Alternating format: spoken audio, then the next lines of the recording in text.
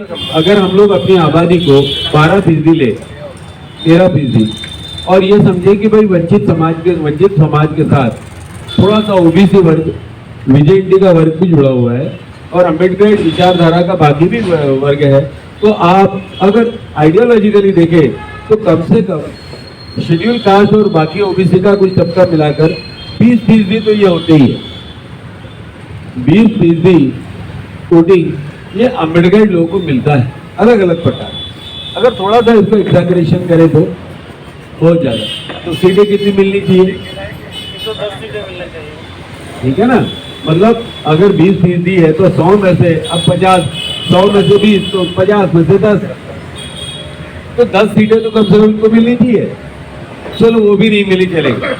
अगर समझिए कि अगर आप केवल शेड्यूल कास्ट की बात लेते हो 13%, 15%, तो भी उनको कम से कम 8 सीटें मिलना चाहिए।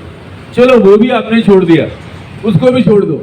और हार्ड कोर अम्बेडकराइट जो बुद्धिस्ट है, तो कम से कम उनकी तो पॉपुलेशन 8% है as per the census. As per the census Mahar और बौद्धों की जनगणना का जो आंकड़ा है वो 8% है, तो वैसे भी 4 सीटें बनती है। मतलब बाकी वैसे तो कोई ये कोई महारों की पार्टी उन्होंने ठप्पा लगा दिया, ये तो बहुत व्यापक सोचते हैं भाई, ये तो बहुत बड़ा वर्ग सोचते हैं।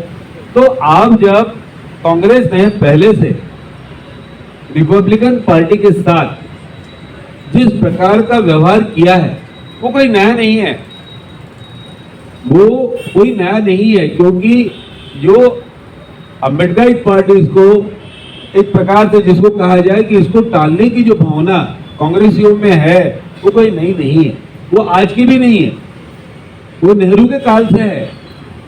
नेहरू के समय से कांग्रेस ने कभी भी महाराष्ट्र के या देश के कहीं पर भी दलितों को उनका मतलब प्रॉपर उनको पॉलिटिकल पावर नहीं बनने दिया। आज उनकी मजबूरी है, आज उनकी मजबूरी है कि उनको ये लोग चाहिए, लेकिन उनके दिल में ये कभी नहीं होता कि अब महाराष्ट्र का भी याद करिए, अब महाराष्ट्र में आप छोड़िए, वो तो एक कांग्रेस पार्टी की भूमिका, उनको क्या करना है वो करे।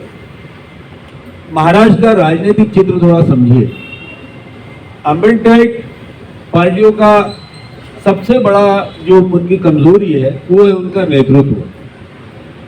नेतृत्व में क्या कमी है हमारा नेतृत्व, अम्बेडकरियों का नेतृत्व, इसमें दूरदृष्टि की बहुत कमी है। ये दूर का नहीं सोचते, ये नजदीक का सोचते हैं कि भाई मुझे कहीं एक महानगर पालिका की, ग्राम पंचायत की, या से विधायिका की या कोई एक अगर लोकसभा की सीट मिल जाए तो ये संतुष्ट हो जाते हैं। यहाँ पर व्यक्तिवादी राजनीति ज्यादा है अम्बेडकरियों में, ये हमारी कमी है। हम लोग एक पॉलिटिकल पावर होने के बारे में हमारी सोच कम होती है, और ये सोच। दूसरा हमारे में एक जो कमी है हमारे अम्बेडकर लीडरशिप में वो है अध्ययन की कमी। हमारी लीडरशिप पढ़ाई नहीं करती, हमारी लीडरशिप भावनाओं पे बहती है, लहरों पे बहती है, और अपने मन से आंकड़े कर दिए, ये कॉन्स्टिट्यूंसी में इतने लोग हैं, वहां से ये हो जाएगा, वहां से वो हो जाएगा, जोड़ तोड़ करना, वो भी ख्याली पुलाव खाना, ये हमारे यहाँ पर एक बहुत बड़ा दुर्गुण है। अम्बेडकराइट पॉलिटिकल नेता और अध्ययनशीलता, इनकी तो बड़ी दुश्मनी है। मैं प्रकाशक हूं, मैं पूरे आपको एक बिल्कुल ये कहा जाए कि ऑथेंटिकली कहता हूं, आज तक एक भी किताब मेरे सामने ऐसी नहीं आई कि जिसमें महाराष्ट्र के जितने भी अम्बेडकराइट लोग हैं उनका मतदान कितना है, पोलिंग बूथ पर कितना मतदान हुआ, उसमें अम्बेडकरी पार्टियों को कितना मतदान मिला, इसके आंकड़े छापकर एकदम यथार्थ तुमको बताने वाली एक भी किताब नहीं है। 2 किताबें थी, एक क्षीरसागर जी ने भारतीय रिपब्लिकन पक्ष लिखा था, उसमें उन्होंने थोड़ी सी जानकारी दी थी। क्षीरसागर जी मराठवाड़ा से थे, उन्होंने किताब लिखी थी, प्राध्यापक थे। और दूसरी एक शरण कुमार लिम्बाड़े की भारतीय रिपब्लिकन पक्ष, ये किताब। और लिम्बाड़े जी का तो संकलन है, वो उनकी कोई अपनी किताब नहीं है, वो उन्होंने एडिट किया है।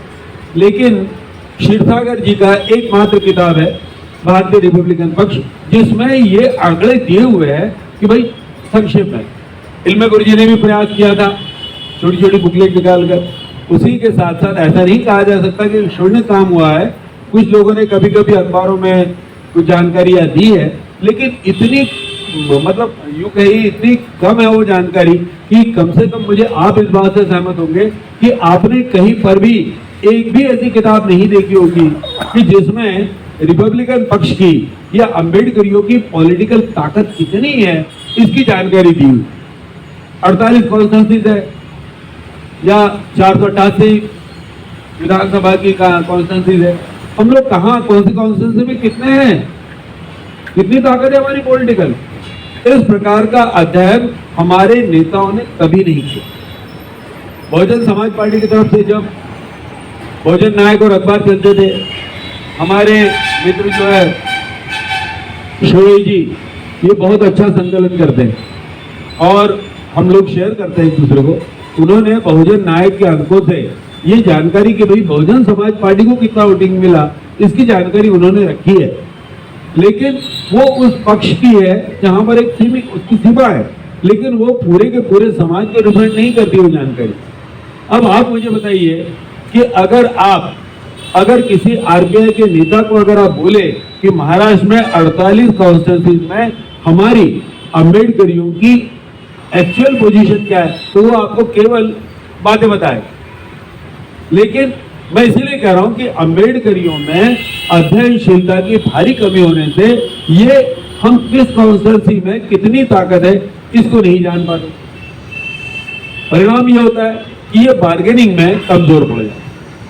अब दूसरी प्रॉब्लम तो वो तो हम हमेशा डिस्कस करते हैं कि अम्बेडकरियों की जनसंख्या जो है वो महाराष्ट्र में कुछ जगह पर, हम तो है महाराष्ट्र में सब जगह, लेकिन हमारी कुछ ही कॉन्स्टिट्यूंसी में जनसंख्या है। आप गोंदिया भंडारा से आइए, अमरावती में जाइए, मराठवाड़ा में औरंगाबाद से लातूर नांदेड़ आप जाइए और वहां से जाते जाते सोलापुर तक के आपकी संख्या, बस यही एक बेल्ट होता है जहां हम लोग कॉन्सेंट्रेबल है। और बाकी अगर आप देखेंगे तो ना हम लोग कोंकण में है, ना हम पश्चिम महाराष्ट्र, नहीं हम उत्तर महाराष्ट्र में नंदुरबार वगैरह में, यहाँ हम लोग नहीं है। अब ये एक सेंटर का बेल्ट मिल जाता है हमको केवल, जहां हमारी थोड़ी, लेकिन हर गांव में हम लोग हैं, लेकिन हमारी जनसंख्या का कॉन्सेंट्रेशन केवल यहीं पर है। लेकिन यहाँ पर भी हमारे पास ये अध्ययन नहीं है कि इन कॉन्स्टिट्यूंसीज में जहां पर अम्बेडकरियों की संख्या बहुत ज्यादा है, यहाँ पर हम कितने फीसदी है।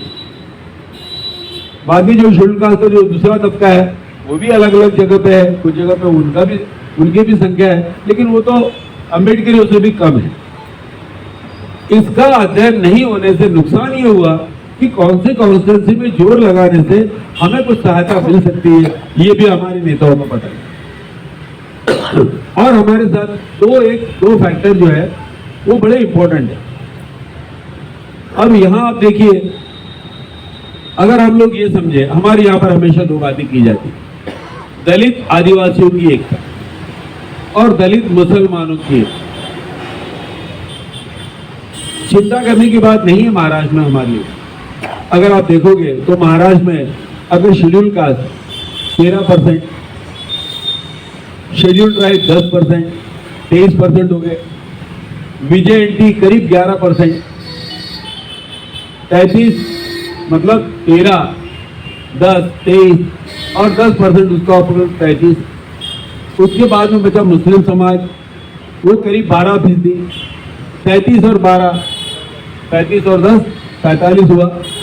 45% ये जो वर्ग है ये SC, ST, VJNT और मुस्लिम का हुआ।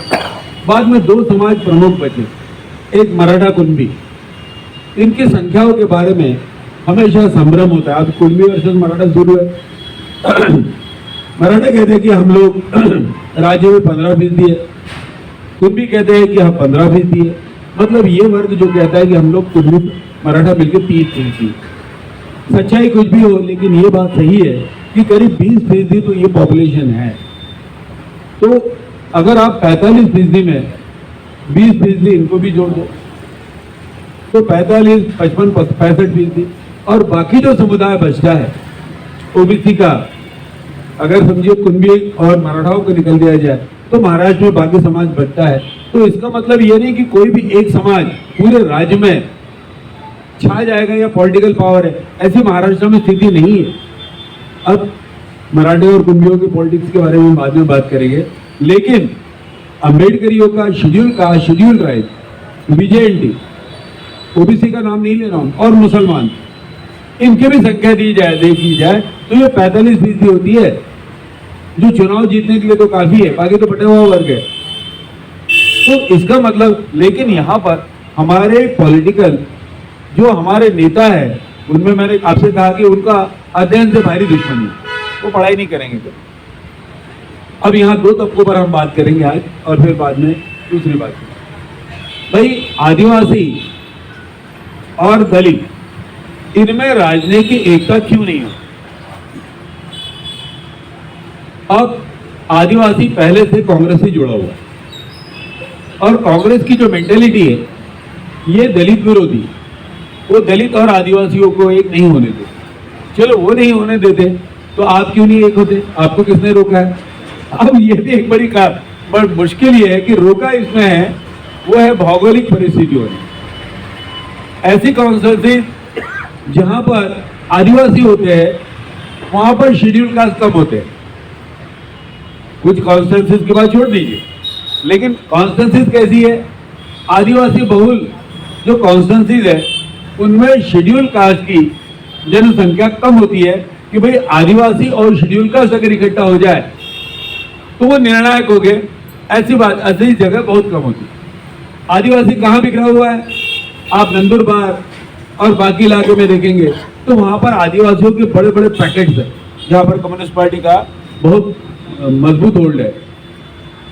तो वो आदिवासी जो है, आदिवासी तबका जहां पर आदिवासी बहुल, जैसे अभी आप इधर की बात लीजिए, गढ़चिरौली की बात लीजिए, जहां पर आदिवासी तबका ये बहुत बड़े पैमाने पर, वहां शेड्यूल कास्ट की संख्या, अगर समझिए कोई कॉन्स्टिट्यूंसी है और उस कॉन्स्टिट्यूंसी में 30% शेड्यूल कास्ट है, 30% ट्राइब है, तो ये अपने आप ही इकट्ठा हो जाएंगे और 60% होकर सीटों का बंटवारा करते हुए ये जीत लेंगे। कोई पॉलिटिकल पार्टी को उनको अकल सिखाने की जरूरत नहीं है, लेकिन ऐसी बात नहीं होती। ये एक बड़ा प्रॉब्लम है।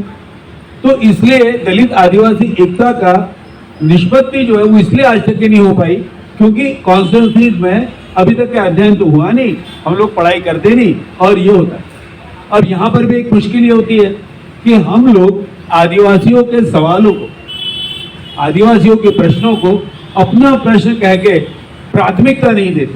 टालते नहीं है, लेकिन प्राथमिकता नहीं देते। अब हम लोगों ने प्रयास किया था, और हमारे यहाँ पर नरेंद्र कोटवानी से लेकर तो ये जो जाति प्रमाण पत्र का प्रश्न था, इसको हमने एक किस हद तक के उठाया और कैसे हमने एकता करी, जय भीम जय सेवा का नारा कैसे दिया, और आदिवासी धर्म जो कम से कम अपने यहाँ पर गोली धर्म है, पारिकोपार लिंगों का धर्म, उससे हमने कैसे ये किया, और बहुजन समाज पार्टी में वेंकटेश अतराम से लेकर तो कैसे बहुत सारे साथी जुड़े, वो एक अलग इतिहास है। लेकिन प्राथमिकता हम लोग देते नहीं, इसलिए मतों में परिवर्तन करने के लिए कि आदिवासियों के मत अम्बेडकरियों को मिले, इसलिए पुल नहीं बन पाता। कर्मचारी संगठनों में हमारे साथ होते हैं, वो विद्यार्थी संगठनों में हमारे साथ होते हैं, और जब भी कोई कॉन्स्टिट्यूशनल मतलब पावर की बात आती है या प्रोविजंस की बात आती है, हम SC ST नैसर्गिक रूप से साथ में हो जाते हैं। लेकिन पॉलिटिकल एम्पावरमेंट को छोड़ दिया जाए तो पॉलिटिकल इसमें हम लोग इकट्ठा नहीं होते। अगर हमारे में अध्ययनशील तबका अगर हो जाए तो शायद ये संभव भी हो। प्रकाश अंबेडकर का जो अकोला पैटर्न है, बहुजन पैटर्न, उस पैटर्न में कौन लोग हैं? उनमें दो वर्ग, एक शेड्यूल कास्ट है और जिसको वो ओबीसी कह के कहते हैं ना बहुजन, वो बीजेएनटी का वर्ग है, मकान पवार, बंजारा, और एक जो उनके जितने भी आमदार है, ये सब।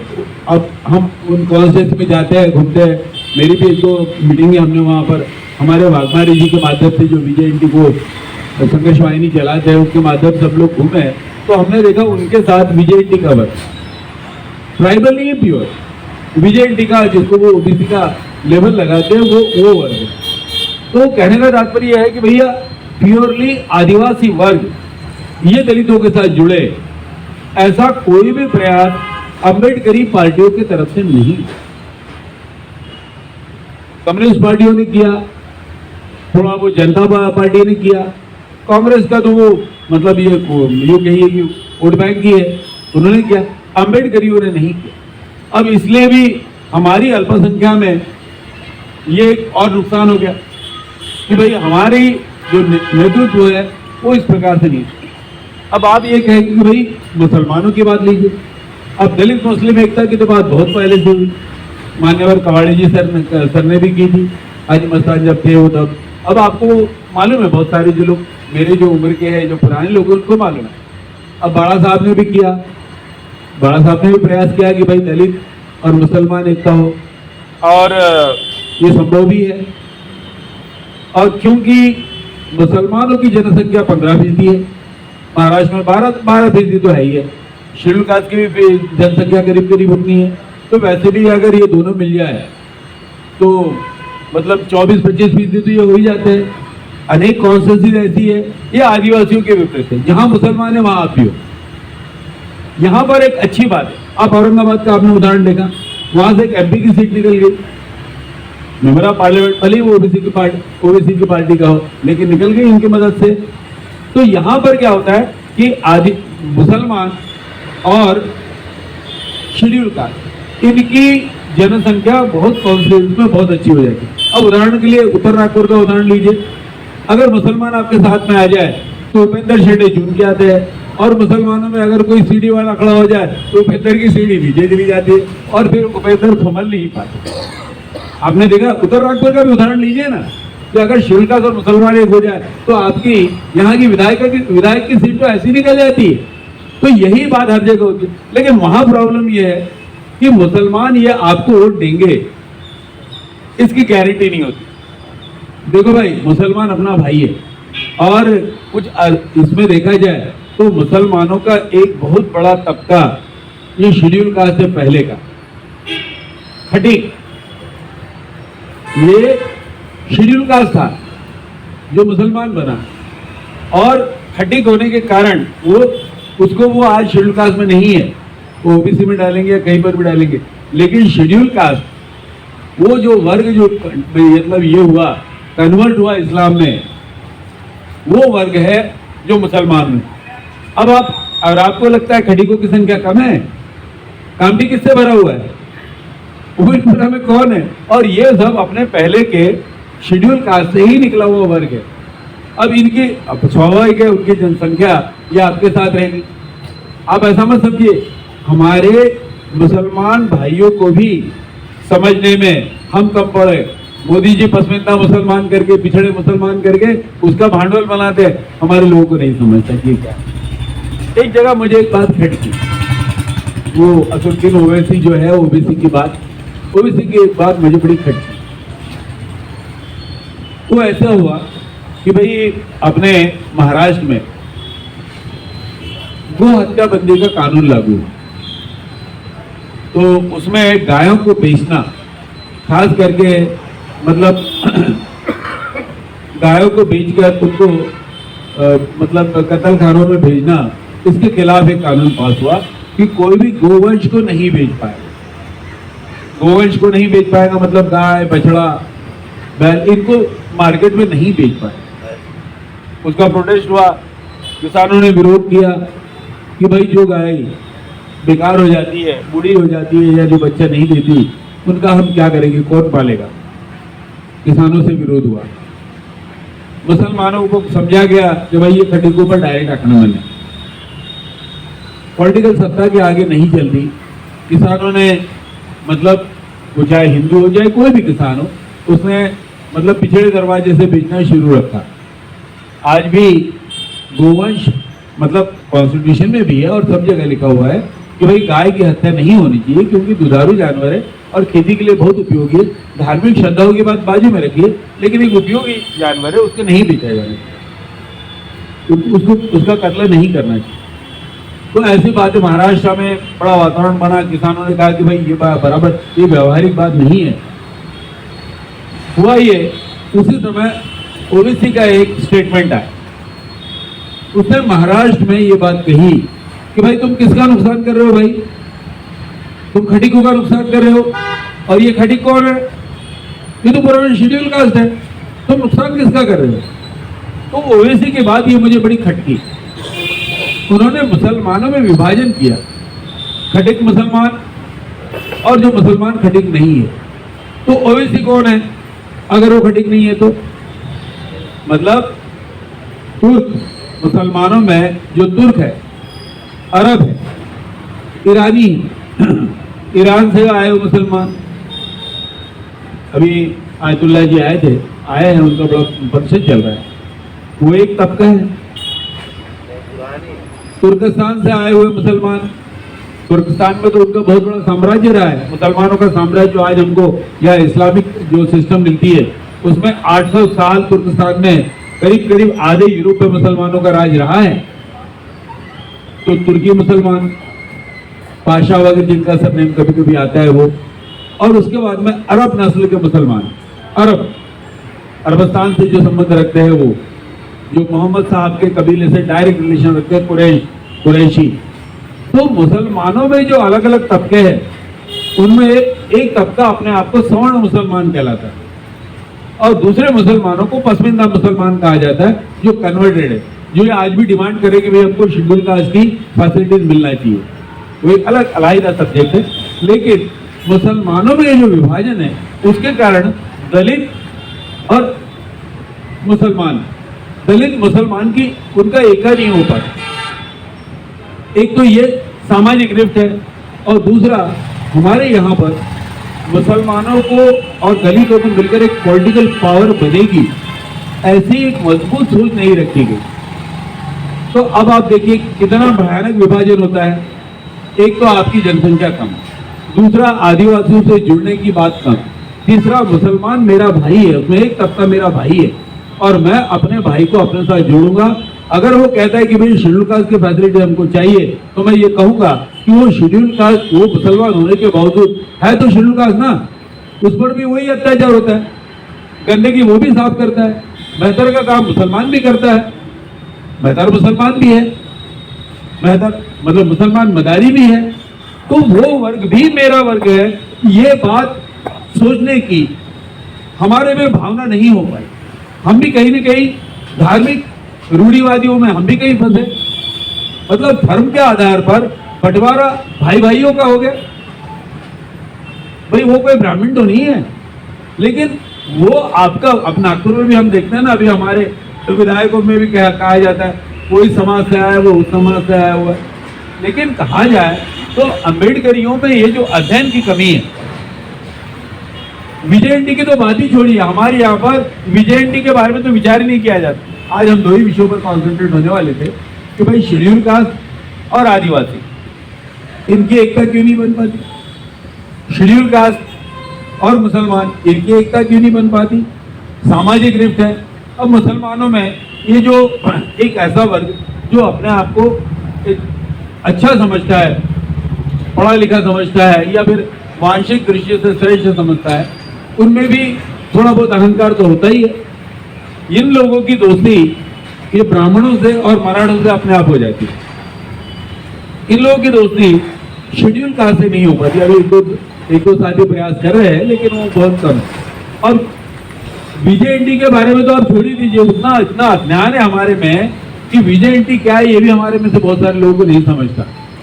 विजय अलग, जनयन पेशा जाती है, विमुक्त जाती है जो पहले गुनेगार जाती है वो अलग, और एंटी घुमक्कड़ जाती है जिसमें हमने बंजारे वगैरह जो घूमते थे वो अलग, जिसमें बंजारा भी जुड़ गया और वो महाराष्ट्र में सब खिचड़ी हो गई।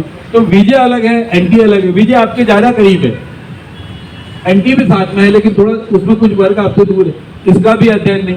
अब आप मुझे बताइए, जिनकी पॉलिटिकल महत्वाकांक्षा तो बहुत है, ज्या आणि आपल्या भिंतीवर लिहून ठेवा आम्हाला सत्ताधारी जमात बनायची, आज जिनकी पढ़ाई कुछ भी नहीं है।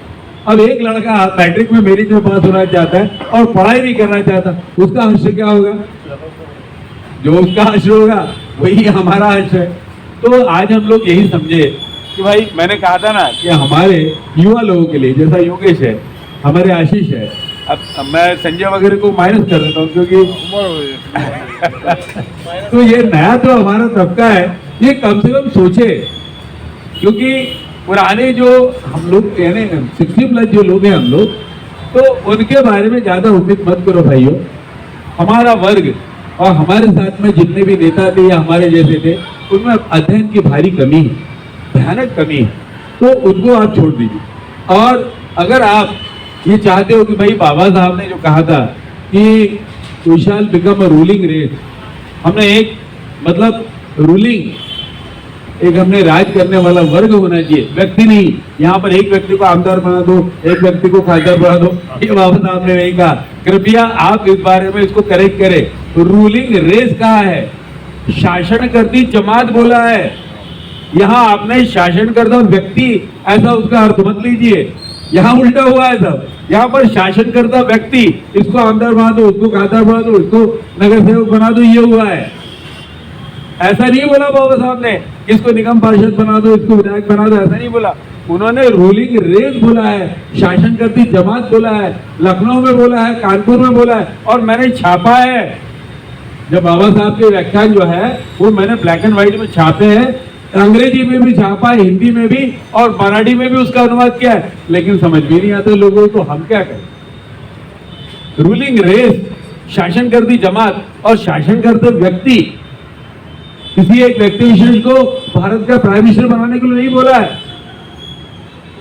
तो इस प्रकार से ये जो एक कमी रही वो एक रही। चलिए, समय काफी हो गया, आप लोगों ने शांति से सुना। अब एक प्रपोजल ऐसा था कि भाई संविधान सैनिक दल ने 1 तारीख से एक मुहिम छेड़ी, वो है संवैधानिक राष्ट्रवाद की। संविधान बचाओ देश बचाओ।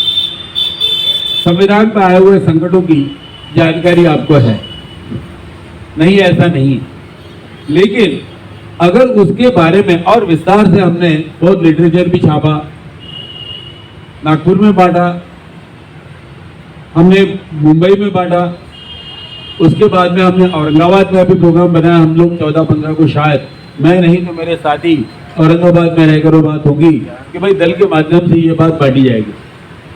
तो इस विषय को कि भाई संविधान बचाओ देश बचाओ, संवैधानिक राष्ट्रवाद क्या है, इसको और खुल के समझाने की आवश्यकता है हमारे लोगों को। सभी लोग तो वैसे भारत के संविधान के मूल तत्वों को जानते हैं, समता, स्वतंत्रता, न्याय, भाईचारा, अवसर की समानता, व्यक्ति की गरिमा, राष्ट्र की एकता और अखंडता, ये सारे जो मूल्य है ये तो सब जानते हैं। लेकिन उसके साथ साथ संवैधानिक राष्ट्रवाद क्या होता है, संवैधानिक राष्ट्रवाद ये क्या होता है, और हिंदू राष्ट्रवाद जो आरएसएस फैलाती है उसके विरुद्ध में कैसा है, इनकी बारीकियों को समझाने के लिए समता सैनिक दल संवैधानिक राष्ट्रवाद, या सीधे सरल शब्दों में देश बचाओ, संविधान बचाओ देश बचाओ मुहिम थे। अब हमने एक कार्यक्रम लिया है, अभी वैसे तो 1 तारीख को भी प्रोग्राम हुआ, चालू है। अभी दक्षिण में भी 2 मीटिंग हुई, आज शाम को और मीटिंग है वहाँ पर दक्षिण नागपुर में, वहाँ पर शताब्दी चौक में आज मीटिंग है, तो हम लोग वहाँ जाएंगे। अब हम लोग एक धरना निदर्शन का कार्यक्रम लगा रहे हैं। हम लोग केवल धरना देंगे और कहेंगे कि भाई संविधान बचाओ देश बचाओ। अब दिनेश से पिछले शनिवार को मेरी बात हुई थी, दिनेश आज आए नहीं है, तो हमने दिनेश को कहा कि भाई कहाँ लगाना चाहिए, रिजर्व बैंक चौराहे पे तो सभी लोग लगाते हैं, वहाँ पर लोगों के बीच में नहीं जा पाती बात, जाने आने वाले लोग सुनते हैं। तो उन्होंने कहा बस्ती बस्ती में लगाना, लश्करी बाग में लगाना चाहिए, इंदौरा में लगाना चाहिए, पांचपौली में लगाना चाहिए, ताकि लोग समझे। लोग कम रहे लेकिन बात तो समझे। आज हम लोग 4 लोग बैठे एक बात समझ रहे हैं, वैसा समझे। तो हमने सोचा कि भाई यहाँ लगाए, अगर चलो हम कमाल चौक में लगाते तो कहाँ लगाए। मैं बोरकर साहब से पूछा, हम अंदर तो नहीं लगाएंगे, बाहर लगा सकते हैं, आपकी अनुमति है? बाहर में लगा सकते, पूरा चौक अपना, चौक में नहीं, हम लोग ये कहाँ बैठने की जगह तो है फुटपाथ पे, यहाँ लगा सकते कि नहीं? लगा सकते, आप क्या बोलो। अरे नहीं, ऐसा नहीं। क्या है, अब हमको अब यहाँ जो बात करते हैं उसके बारे में तो आपने बता दिया, ये अपन लोग समाज विरोधी देश विरोधी बात कर रहे। अब क्या है, मैंने आपको एक शेर बहुत पहले भी बताया था, सूरज में लगे धब्बा कुदरत के करिश्मे है, बुद्ध हमको कहे काफिर अल्लाह की मर्जी है। मतलब भैया बुद्ध मतलब मूर्ति, मुसलमान मूर्ति पूजक नहीं होता, लेकिन वो क्या कहता है कि भैया बुद्ध हमको कहे काफिर, मतलब वो जो मूर्ति है वो हमको कह रही है मुसलमान तो काफिर है। ये कैसा भैया आचरण है? भाई जो देशद्रोही है वो हमको कहते हैं कि तुम देशद्रोही हो। हम देश की बात करते हैं, हम संविधान की बात करते हैं, हम संवैधानिक मूल्यों की बात करते हैं, हम संवैधानिक राष्ट्रवाद की बात करते हैं, तो हम कौन हुए? देशद्रोही। और जो हिंदू राष्ट्रवाद की बात कहते हैं, जो संविधान को नष्ट करने की बात करते हैं, जो उनके पीछे लगे हुए हैं, वो कहते हैं कि देशभक्त है। तो ये कैसा भैया विचित्र बात होगी। तो ये जो बात है, मैं आपसे सबसे अनुरोध करूंगा कि संवैधानिक राष्ट्रवाद, संविधान के मूल्य, संविधान बचाओ देश बचाओ, इसके लिए जो अपनी छोटी मोटी जो कार्यक्रम लगेंगे उनमें आप सहभागी होना चाहिए। क्यों भाई, होंगे कि नहीं? पक्का? तो हम आगे बढ़े। तो चलिए, अगर कोई सवाल हो तो पूछिए, लेकिन फिर से मैं अनुरोध करूंगा कि